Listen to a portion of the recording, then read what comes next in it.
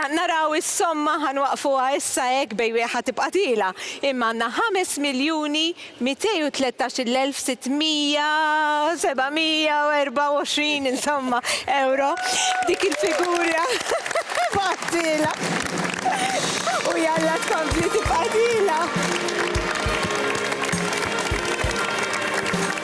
L-għadha l-miliet f'edizzjoni oħra tal-Istrina inġabret is-somma sabiħa ta' aktar minn 5.2 miljun euro.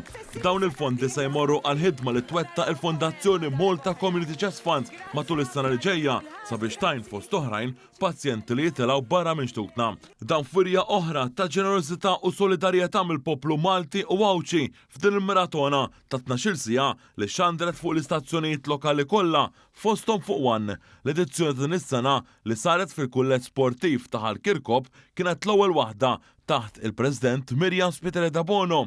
Kiena ħabta ta' nofs il-lejl x'intħabbret din is-somma sabiħa bil-President Spiteri da Bono irringrazzjat lil poplu Malti għal din il-wirja ta' solidarjetà. Illum ngħid għalija irrealizzajt illi il-Malta Community Chest Fund għandha ħafna dirajn. Għandha ħafna dirajn illi qegħdin hemmhekk biex fejt nagħtu l-għajnuna. U nirringrazzja lill-poplu Malti u Għawċi kollu li għal darb'oħra tani raġun. X'hekk qedtilkom qabel? Iva, tajtuni raġun li għandi fiduċja fikom u fil-qalb kbira tagħkom.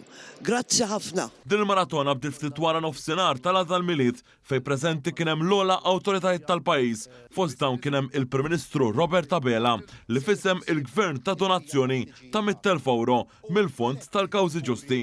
Eluf ta' Maltin fosthom bosta kumpaniji u entitajiet ikkontribwixxew għal din is-somma mill-isbaħ kemm permezz ta' telefonati jew il-mobile li mwafqux u anke bl-attivitajiet li jsiru matul is-sena. Fost dawk li taw id-donazzjonijiet tagħhom kien hemm dik ta' 1,000 euro mill-Partit Laburista li ġiet ippreżentata mit-tmexxija u l-amministrazzjoni tal-partit.